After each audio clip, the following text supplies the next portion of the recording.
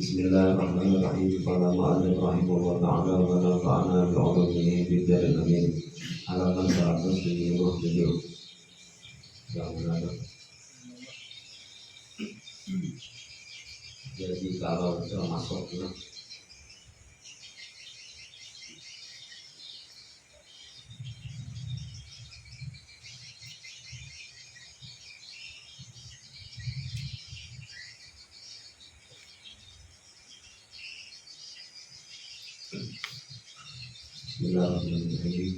jadi kalau termasuk kelompok orang yang rendahan, kita akan marah kalau disakiti atau dicaci maki orang.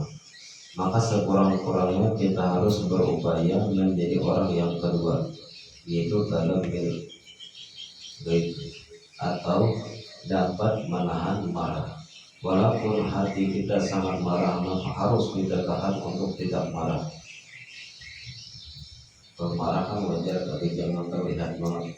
Kalau kita sudah terbiasa menahan marah, maka kita akan naik ke tingkat yang ketiga, yaitu tingkat yang paling afdal, yaitu tidak marah atau hilim atau bersifat hilim. Sifat hilim itu sifat yang merupakan pemaaf dan kadang muharib. Karena hilim itu letaknya sesudah dan dilebih atau menahan marah. Imam Ali Ad-Sidna Ali Karamallahu wajhah berkata, bukanlah sesuatu yang baik itu banyak harta atau banyak anak. Yang baik itu yaitu banyak ilmu dan besar ilmunya. Yang paling baik itu ialah banyak diisi ilmu dan banyak diisi ilmu, banyak diisi sifat ilmunya. Dan jangan berbangga dengan manusia karena banyak ibadah kepada Allah. Jangan berbangga dengan manusia karena banyak ibadah kepada Allah. Kalau engkau berbuat baik, pujilah Allah Ta'ala. Kita memang melihat orang berbuat baik atau melihat orang yang banyak ibadah seolah di hatinya sendiri, senangnya aku dia seperti ini juga banyak ibadahnya. Jangan bangga seperti itu di sini. Kalau engkau berbuat baik, yang dipuji itu Allahnya bukan dirimu. Maka ini kalau kita melihat kebaikan orang, melihat ibadah orang rajin atau kita melihat orang ahli ibadah, otomatis kan ada timbul memuji orang itu, memuji orang yang jadi ahli ibadah tadi. Nah berarti ada timbul diri anak orang kedua. Seandainya kita jadi kayak orang itu, takutnya kita bangga dengan ibadah kita. Boleh banyak ibadah, boleh iri, tapi pas kita rajin ibadah kayak orang yang kita iri itu, kita puji Allahnya bukan kitanya. Bangganya bangga dengan Allah, bukan bangga dengan diri sendiri. Dan kalau berbuat jahat, mintalah ampunan kepada Allah, karena merasa lemah dalam melawan hawa nafsu, lemah untuk menolak maksiat. Kita minta ampun. Bisakah kita langsung bersifat hilim? Bisakah kita langsung tiba-tiba langsung bersifat hilim? Padahal kita orang yang suka marah. Kan ada orang yang ada penyarikan. Memang sudah tabiatnya ada penyarikan. Tapi kalau kita lihat orang yang penyarikan, ketika kita bisa menahan marah, lebih banyak pahala kita menahan marah daripada orang yang ada penyarikan. Orang yang ada penyarikan itu kan ada cobaannya menahan marahnya, karena memang ada penyarikan. Ya, memang ada pemarahan.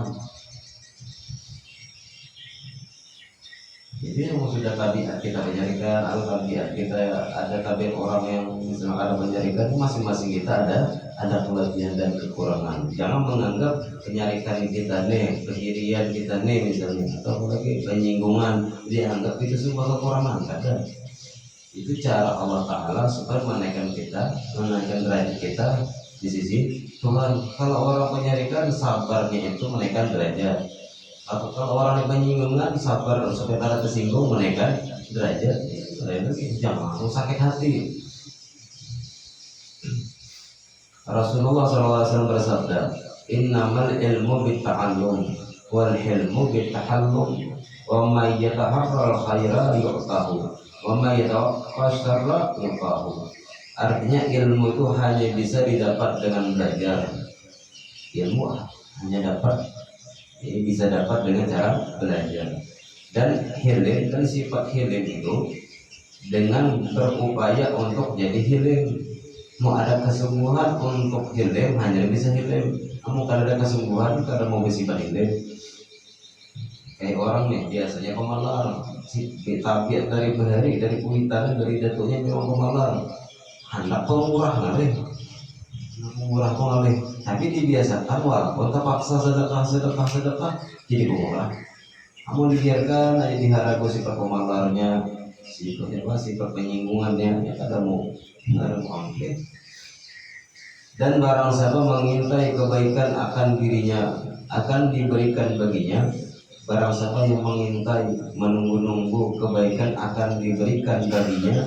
Dan barang siapa memelihara dari kejahatan akan dipeliharakan baginya. Siapa yang menunggu supaya dapat kebaikan, Allah berikan kebaikan. Siapa yang memelihara mencegah daripada berbuat maksiat, Allah cegahinya untuk berbuat maksiat. Dibiarkan aja kayak ikuti arus, kayak ilmu jadinya. Sorot-sorot, pasang-pasang ikuti alur mau. Untuk mencapai hilim maka harus diupayakan bertahallum. Bertahallum berusaha bersifat hilim dengan menahan marah sehingga akhirnya hilim dapat menjadi kebiasaan atau tabiat. Hilim sifat lembut, sifat cara menjadikan.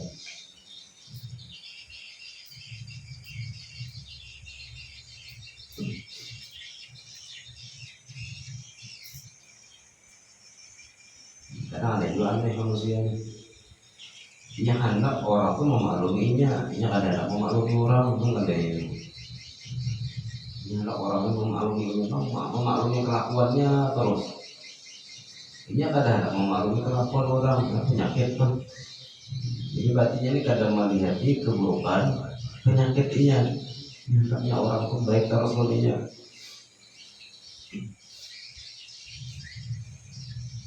Juga kan kata kau aku dah ini memang sudah. Ada kan bahasa-bahasa kayak itu. Kata kau baik ini memang sudah. Sedangkan kayak ini memang sudah itu pada baik sifatnya. Itu nggak leher. Nggak mau berarti. Untuk mencapai sifat hilim maka harus diupayakan bertahallum.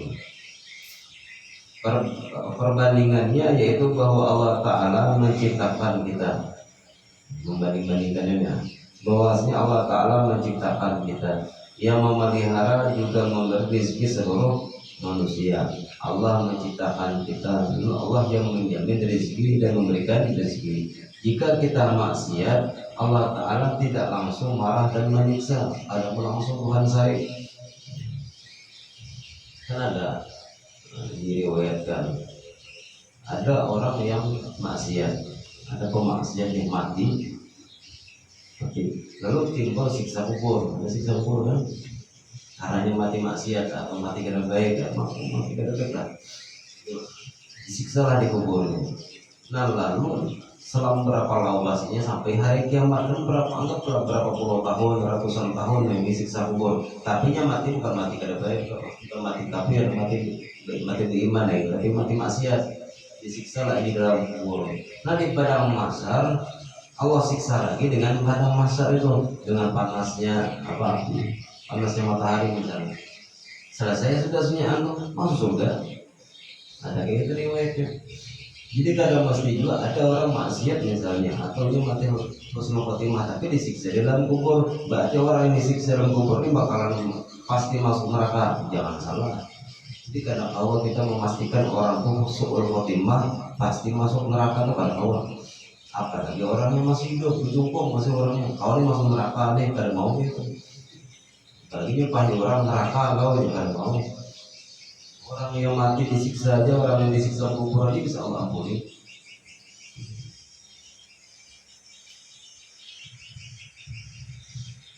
Saking hilimnya Tuhan. Ini sifat hilim ini Allah Ta'ala ini bukan hanya di dunia aja, di dalam kubur, sampai di padang mahsyar, sampai akhirnya umat Rasulullah kebanyakan masuk surga. Dan pemaafnya Tuhan.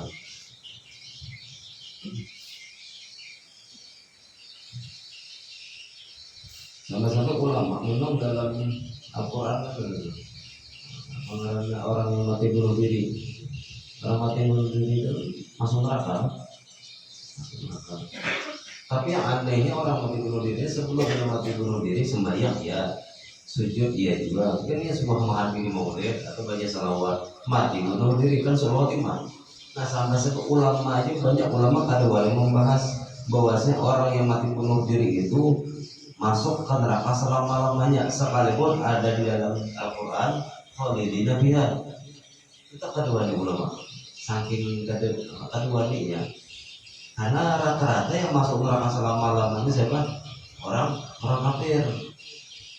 Ini orang Islam mati bunuh diri, atau kan ada juga orang yang membunuh dan dibunuh masuk neraka, kan ada gitu yang hanya membunuh tapi dua orang membunuh, karena anda dia membunuh dia mati duluan masuk neraka. Orang yang membunuh karena sempat bertobat, karena sudah juga tadi seorang sudah mati juga ini masuk neraka. Nah kalau menjamin orang yang masuk yang mati dibunuh tadi atau yang membunuh tadi masuk neraka selama-lamanya, kedua ini karena masih tergolong orang yang beriman.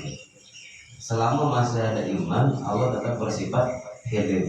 Tapi Allah kadang mau bersifat hilim dengan orang yang kafir. Allah sempat Allah bersifat hilim, pemaaf dengan orang yang kafir karena semua sujud selama seumur hidup pada sujud bisa masuk surga pada akhirnya. Kan Allah menyalahi janji kan. Ma'wahum jahannam bisa. Allah jamin masuk neraka orang yang kafir selama-lamanya misalnya. Lalu Tuhan tiba-tiba di sana Allah tampilkan sifat hilimnya Tuhan, maafnya Tuhan kepada orang kafir menyalahi janji Tuhan dan Al-Quran. Jadi jika kita maksiat, Allah Ta'ala tidak langsung marah dan menyiksa, malah Allah membiarkan pulang kita merasai maksiat itu.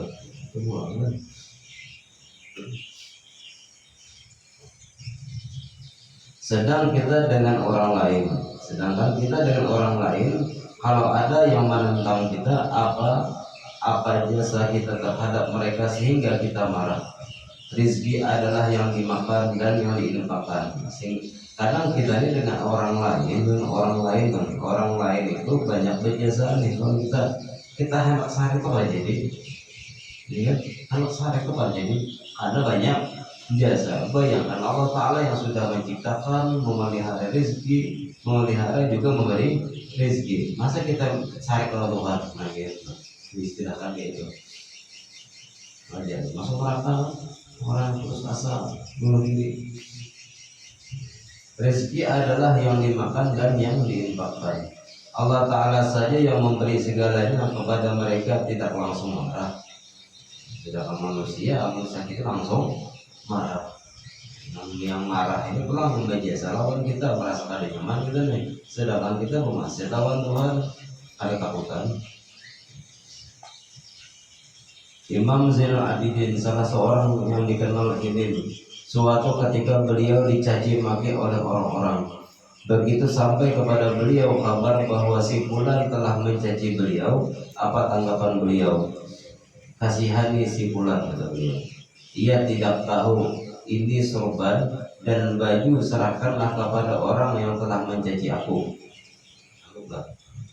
Ini bagi aku tapi ujungnya sorban dan baju ini bawahnya kayaknya. Tidak tahunya siapa sorban, biasanya orang alim nih.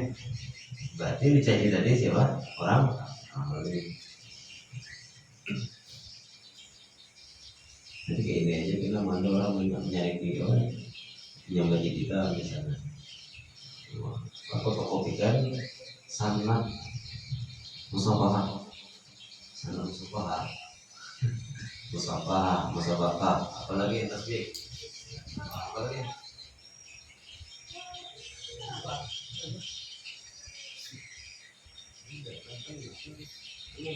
lagi angkat ke rumah nih.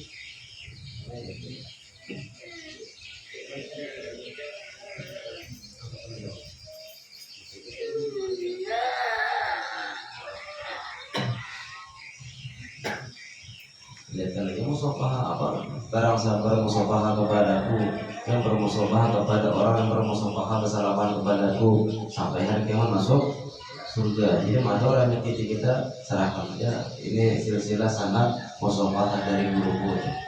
Jadi tahu kita masuk surga. Itu lagi. Tidak ada tiket masuk surga. Ada orang mushafah. Sabda Rasulullah SAW, ibtagu indallahi rif'ah wa mahiyah. Wa qala Rasulullah SAW, tasilu man qata'aka wa tu'ti man haramaka wa tahlumu amman jahila alaika. Carilah ketinggian di sisi Allah Ta'ala. Para sahabat bertanya, apakah ketinggian itu ya Rasulullah? Rasulullah menjawab, engkau hubungi orang yang memutus hubungan dengan engkau. Rifah ini kan menaikkan derajat. Ya Rasulullah, apa kewian yang membuat naik derajat kita di sisi Tuhan? Rasulullah menjawab, engkau hubungi, engkau silaturahim lagi kepada orang yang memutus hubungan dengan engkau. Jadi jangan diartikan mantan-mantan dari yang dihubungi lagi, jangan. Sudah lagi mantan gini kan, mantan cintaan jangan lagi dihubungi, itu udah lagi sudah ada. Maksudnya orang yang memusuhi kita, dan engkau beri orang yang tidak memberi engkau, serta bersikaplah hilim. Engkau memberikan kepada orang yang pelit lawan kita, berat rasanya, tapi dengan cara itulah untuk menanamkan sifat hilim. Bersikaplah hilim dari orang yang jahil atas engkau. Bersikaplah pemaaf kepada orang yang bodoh, yang ada paham lawan kita.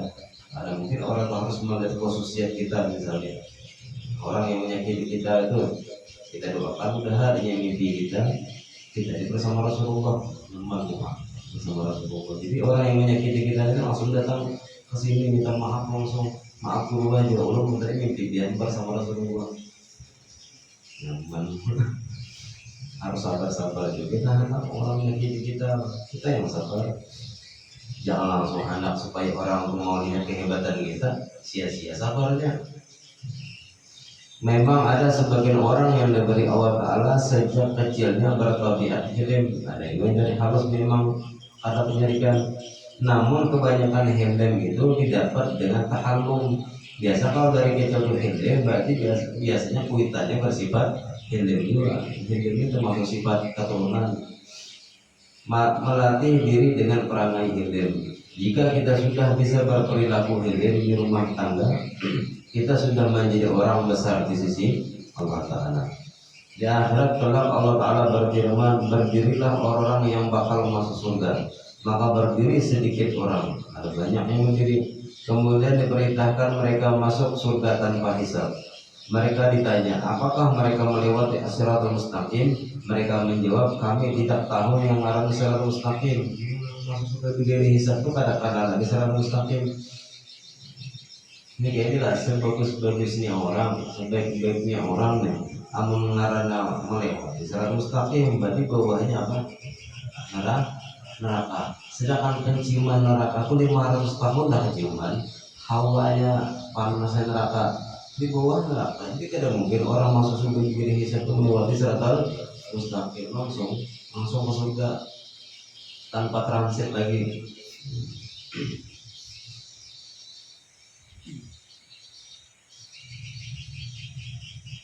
Ditanyakan lagi, apakah kalian malaikat? Mereka menjawab, tidak, kami hanya manusia. Maka ditanyakan lagi, kenapa kalian masuk surga begitu cepat? Salah seorang dari mereka menjawab, akhlak kami adalah hilim. Seluruh wali-wali itu hilim, bersifat hilim. Bersifat wali pemurah dan tidak pemarah. Rasulullah SAW bersabda, ada manusia yang dicatat oleh Allah Ta'ala sebagai manusia yang kasar, padahal ia hanya memiliki keluarga dan punya kekuasaan hanya di rumah. Karena ia kasar maka dicatat sebagai orang yang kasar. Padahal kekasarannya hanya di rumah, bukan kasar di mana, di pasar, kayak di luar, atau di pedagang.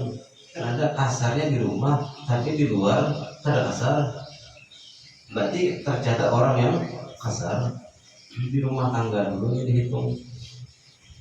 Ada juga yang di luar ganas, sekali di rumah ciut lembut banget, ternyata orang yang lembut ini di rumah tangga itu kan orang yang paling dekat. Dan ada lagi orang yang dicatat sebagai orang yang hilim, padahal ia hanya kasih sayang dengan anak dan istrinya saja. Orang yang tercatat hilim itu padahal hanya menyayangi anak dan istri sudah tercatat orang yang hilim. Orang pertama yang merasakan kita sebagai hilim ialah di rumah tangga. Sifat hilim dimulai di rumah untuk anak dan istri. Jadi bukan takutan sebenarnya, bukan takutan lawan diri, tapi mencoba untuk bersifat hilim. Kita hendak kaya teman kan sehari kadang bukan takutan lawan diri. Di dalam tarekat, salah satu kewajiban orang yang menjalani tarekat itu yaitu memaksakan diri, melatih dirinya untuk menjadi orang yang hilim. Apabila ada hal-hal yang bisa membuat marah, maka ambil dengan sikap yang baik dengan tahallum, dipaksakan supaya hilim atau berusaha untuk hilim, sehingga akhirnya menjadi orang yang bertabiat hilim, mengusahakan yang seperti ini.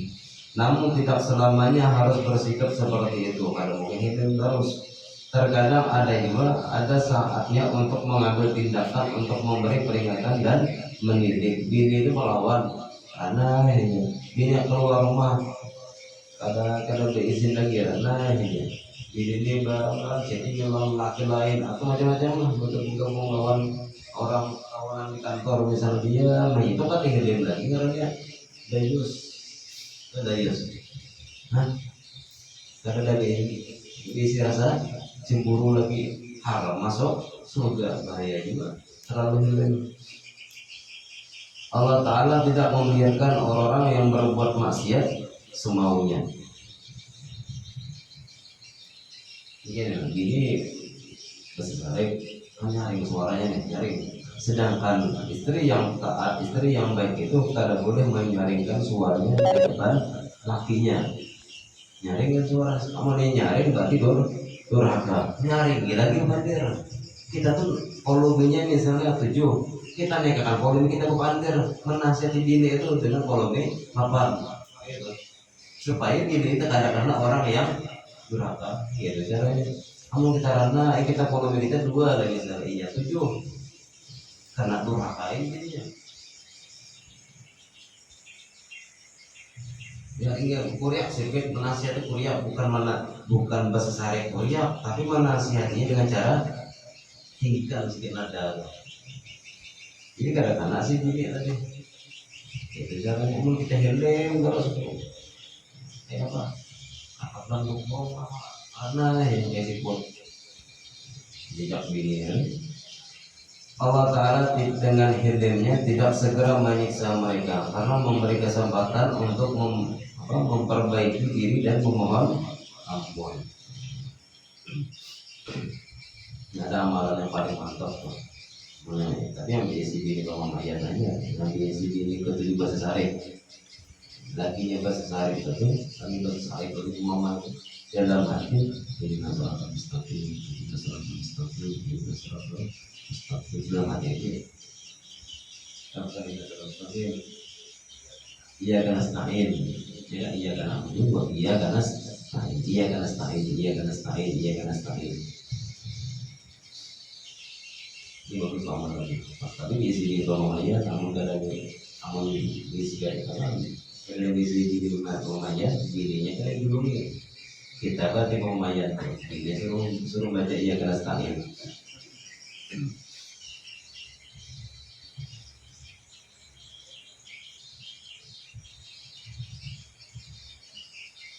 Karena memberi kesempatan untuk memperbaiki diri dan memohon ampun.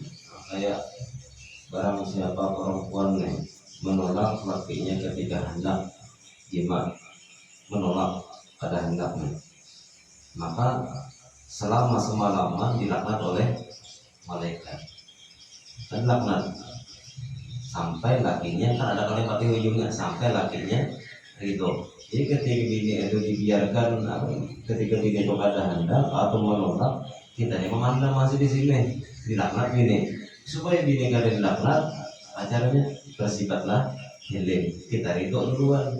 Makanya Nabi juga dibuat sampai laki ridho. Jadi ketika bini kita hendak paksa ridho supaya bini kada tergolong perempuan yang durhaka. Gimana caranya bisa bersabar? Tiap malam nanti itu sabar, aja jadi wali. 40 malam bisa kayak itu terus. Asal dipilih dibawa sabar. Ini menolak sabar. 40 hari sabar jadi wali insya Allah.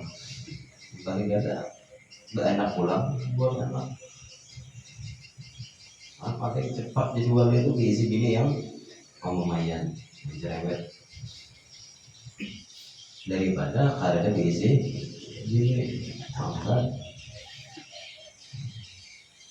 doa Rasulullah SAW. Allahumma aghnini bil ilmi wa zayyini bil hilmi wa akrimni bil taqwa wa jamilni bil afiyah. Artinya ya Allah, kayakanlah aku dengan ilmu. Jadi cukup kita ini kaya dengan ilmu. Barang siapa yang memilih ilmu maka harta akan datang. Barang siapa yang memilih harta maka ilmu akan menjauh. Itu didiknya yang mana hendak. Kayakanlah aku ya Allah dengan ilmu dan hiasilah diriku dengan sifat hilm dan muliakanlah aku dengan ketakwaan serta baguskanlah aku dengan afiyah. Baguskanlah diriku dengan afiyah. Apa arti afiyah? Afiyah itu sesuatu yang tidak kita sukai, tapi bukan nafsu. Sesuatu yang tidak kita sukai secara akal, bukan secara nafsu. Sesuatu yang tidak kita sukai karena dapat itu afiyah loh. Nafsu kita kan handaknya berduit terus. Nafsu kita ini handaknya sehat terus. Itu kehendak nafsu. Sesuatu yang tidak disukai oleh akal ada dapat atau masuk rusaknya iman.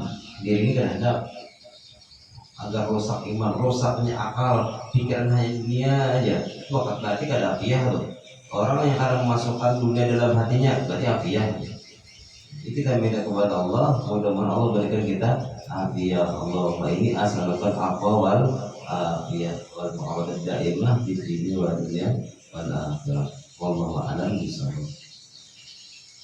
Mengenal nama Allah Ta'ala al-Akhir.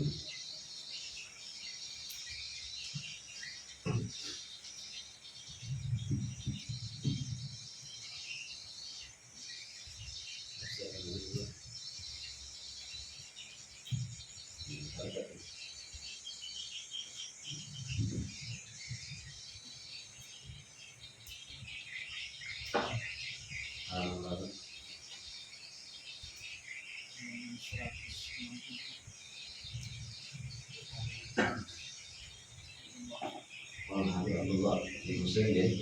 Oke. Saya Bismillahirrahmanirrahim. Wa ala sallallahu wa ta'ala wa nafa'ana bi ulumi dzikrin nabi halaman 167. Anak kitab ini di mata Quran ya. Di mata Quran ada berapa ini? Berapa? 202.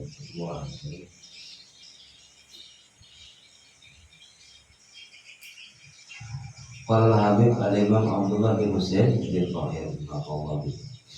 Ya tarikanil madaris, wahai orang yang meninggalkan pengajian, wahai orang yang kada hendak pulang ke pengajian, laisa hadza hasan, itu tuh sifat yang kada baik. Orang yang kada hendak ke pengajian itu kada baik, bukanlah termasuk kebaikan di situ, bukanlah ini termasuk kebaikan. Majalisul ilmi ma tutrak wa fihal minan. Majelis ilmu itu jika tidak ditinggalkan wa fihal minan. La tutrak ma tutrak, tidak ditinggalkan, tidak engkau tinggalkan kan? Tidak ditinggalkan majalisul ilmi wa fiha, pada majelis ilmu itu ada minan, nikmat-nikmat Allah. Jangan ditinggalkan majelis ilmu, karena di majelis ilmu itu ada pemberian Allah Ta'ala. Orang yang hadir majelis ilmu guring sudah dapat pahala, guring tuh. Apalagi mendengarkan, apalagi sempat main catat. Ya apa itu?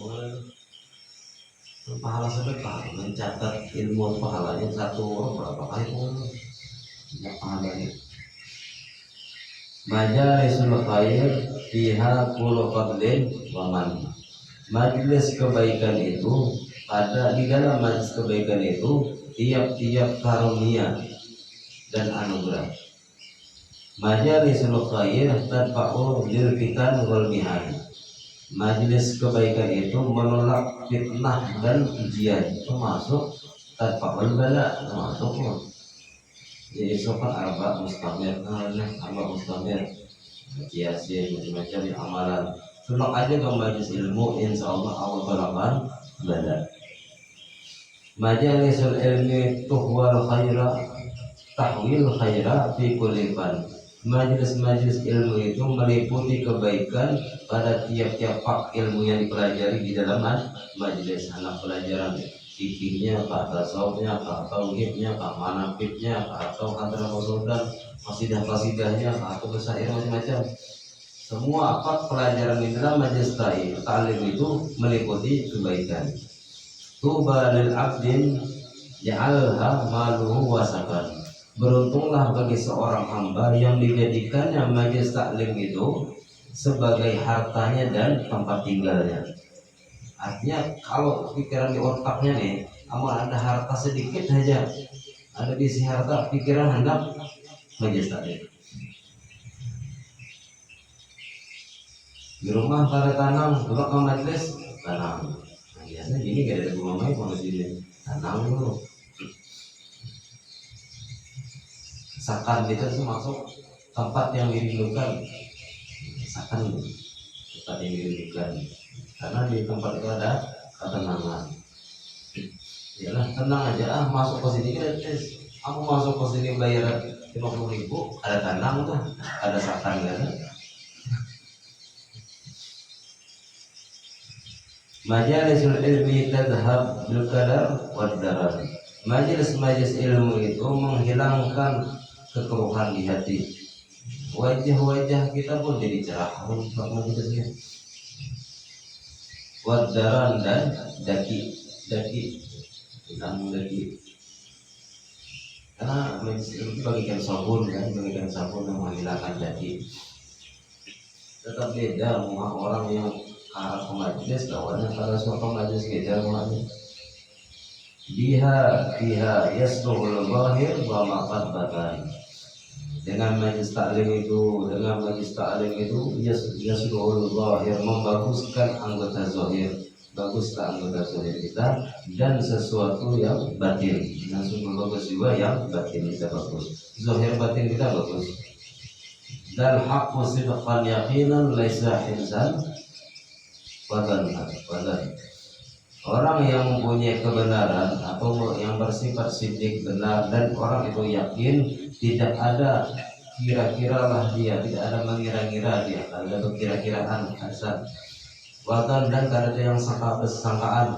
Kam ja'at ayatul ma'rufatul li ahli kitab.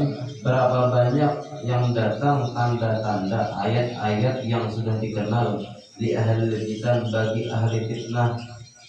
Ahli kitab ini cerdik pandai, bagi ahli cerdik pandai. Artinya banyaknya tanda-tanda ayat-ayat Al-Quran kah, hadis kah, perkataan ulama yang kita dengar tentang kelebihan menuntut ilmu atau kelebihan majelis ilmu. Wakam ahadis, adakah kita yang sudah mendengar kelebihan majelis ilmu tadi, lalu kita datang ke majelis ilmu menyangka-nyangka, aku sangka kayaknya dapat pahala nih, kayaknya langsung yakin duluan gitu lah. Atau kira-kira tak amalkan juga kah ilmu? Adakah di sini berpikir gitu? Bagus dia sama majelis. Orang yang di hatinya ada rindu dengan majelis dan ikhlas dalam bermajelis taklim, kadang lagi menyangka-nyangka atau mengira-ngira tak amalkan juga kah? Kadang yang mengira-ngira itu kebanyakan orang yang kadang aku ke majelis. Aku tuh ke majelis tak amalkan juga ilmu, kira-kira gitu ya. Wa kama hadis marwiyatun li Jadil Hasan. Berapa banyak hadis-hadis yang diriwayatkan Nabi Muhammad SAW dari Jadil Hasan itu Rasulullah. Fil Bukhari, riwayat dari Imam Bukhari, wa Muslim, wa fi Sunan dan sunan-sunan yang lain. Hudur majlis ilmin, hadir ke majlis ilmu itu khairun min alfin, lebih baik daripada 1000, anta'wadahum, daripada satu kali hadir di majlis taklim ini itu lebih baik daripada menjenguk 1000 orang yang mati, 1000 orang yang sakit. Dimana di rumah sakit ada 1000 orang, 1000 orang itu nah tiap kamarnya bisa 8 orang. Kita jenguk, aku daripada turun ke majlis bagus aku menjenguk orang sakit, karena ada juga hadisnya menjenguk orang sakit itu pahalanya jangan bagus aku menjenguk orang sakit daripada majlis. Bagus turun ke majlis ada tercium bau rumah sakit, ada terjangkit penyakitnya, bagus turun ke majlis. Au tusayyi'ahum, atau mengantar jenazah.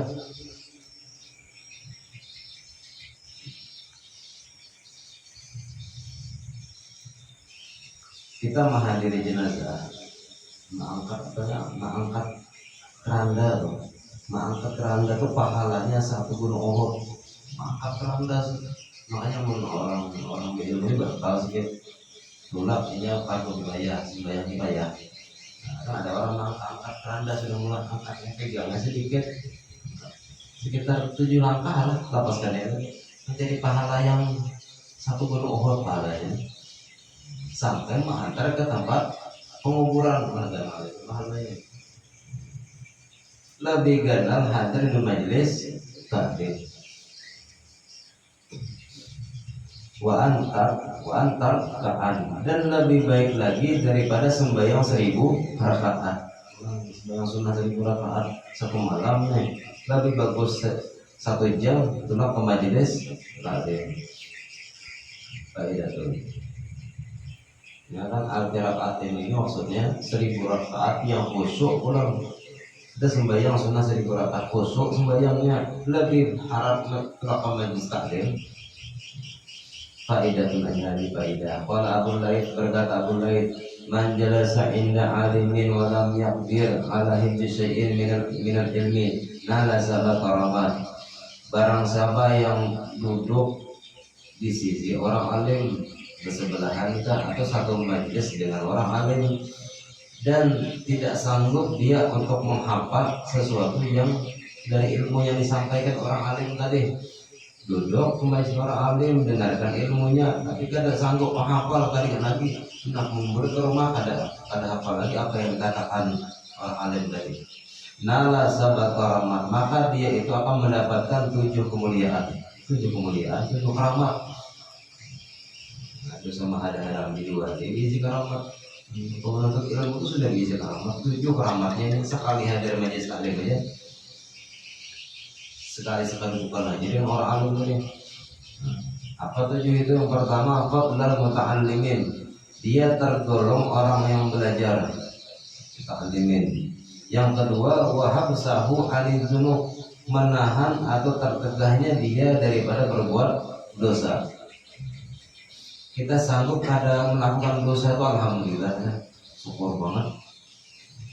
Wa nuzulur rahmati alaihi ala khurujihi min baiti, turunnya rahmat atas orang yang pergi ke majlis taklim tadi, hal keadaannya dari keluar rumah sampai ke majlis, dari rumahnya sampai ke majlis turun rahmat. Yang mengizinkan pun dapat rahmat. Siapa mengizinkan? Dini. Jadi kita mengizinkan lagi menuntut ilmu dapat rahmat gini ya tadi. Artinya bukannya selingkuh, hanya rahmat dan dapat rahmat Allah Ta'ala. Wa idza nazalat rahmatu al ahli halaqah hasala lahu nasibun. Dan apabila Allah Ta'ala menurunkan rahmat, apabila turun rahmat atas orang yang berada di majlis atau orang yang bermajlisan ini, hasal lahu nasibu, maka orang tadi akan mendapatkan bagian. Berarti orang yang hadir di majlis ilmu pasti dapat bagian rahmatnya. Wa yuktabu lahu ta'atun madam mustami'an, dia akan dicatat orang yang hadir di majlis taklim tadi sebagai ketaatan selama dia mendengar. Asal mendengar, amal bandir, amal gurih, kedengarannya akan dapat catatan taat. Wa idza dhaqa qalbu li'adamil fahmi sara ghammuhu wasilatan ila hadratillah ta'ala. Apabila sempit qalbuhu, hatinya sempit karena ketiadaan paham, karena paham yang dibacakannya karena paham juga. Maksudnya bukan memang karena paham baca kitab dulu, tapi paling jelas paham dalam penjelasannya. Jadi seorang agamu jadilah kesedihannya karena paham tadi wasilatan sebagai wasilah menuju Allah Ta'ala, wasilah kepada Allah. Kata Allah Ta'ala, ana indal munkasirati qulubuhum min ajli, aku lihat ujar Tuhan di sisi orang yang pecah hatinya karena paham-paham dulu, daripada sebab aku, daripada sebab ajli, daripada sebab sebab mengenal kuliah juga, sebab membahas ilmu kuliah juga, sebab mempelajari agama kuliah juga, min ajli ay jadiruhum wa nasiruhum, artinya Allah Ta'ala tutupi kesalahanmu dan Allah tolong kau selama di dunia dan akhirat. Allah tolong ilmu yadil mustarsyidin. Al-Fasl Tsani fil hasyi ala mujalasatil awliya wa suhbatis sholihin. Pasal yang kedua tentang membahas duduk dengan wali-wali dan bersahabat dengan orang-orang saleh. Ibnu Abbas radhiyallahu anhu qala qultu ya Rasulullah, aku berkata pada Ibnu Abbas, Sayyidina Abdullah bin Abbas berkata kepada Rasulullah, ya Rasulullah, ayyul lasaina khairun, apa juga teman dudukku yang paling bagus, teman duduk kami yang paling bagus siapa ya Rasulullah? Habis ini bagusnya duduk sama siapa? Qala man dzakarakum billah ru'yatahu. Kita ini boleh aja kawan, tapi kawan yang paling bagus itu seperti apa? Lalu kata Rasulullah, orang yang zakarakum, mengingatkan billah dengan Allah, ru'yatahu, artinya ketika kita melihat kawan itu kita ingat dengan Tuhan, berarti kawan itu bagus dikawani. Kalau kita melihat kawan itu melihat maksiat, berarti kawan itu ada bagusnya gitu. Kawannya maksudnya ahli masalah, ahli judi di dalamnya. Ketujuh memiliki kawan karena tahu cara permainan judi itu kadang ada kawan. Kawan ahli maksiat misalnya. Karena ada juga ini. Kita tidak tahu siapa-siapa yang ahli maksiat itu tidak tahu. Tapi ada kita melihat seseorang sebenarnya itu ahli maksiat. Tapi ketika kita melihatnya ada sama sekali dengan Tuhan, itu bisa jadi memang orang itu ahli maksiat. Tapi bukan berarti kita yang menyangkainya ahli maksiat. Jangan menyangkainya ahli maksiat. Nah ada itu aneh. Kita melihat, kita tahu si kawan itu memang pemain, memang pemain lah, judi, yang mabuk, yang macam-macam lah. Tapi yang tetap si kawan tadi, kenapa ingin tahu Tuhan? Hati-hati itu. Berarti orang ini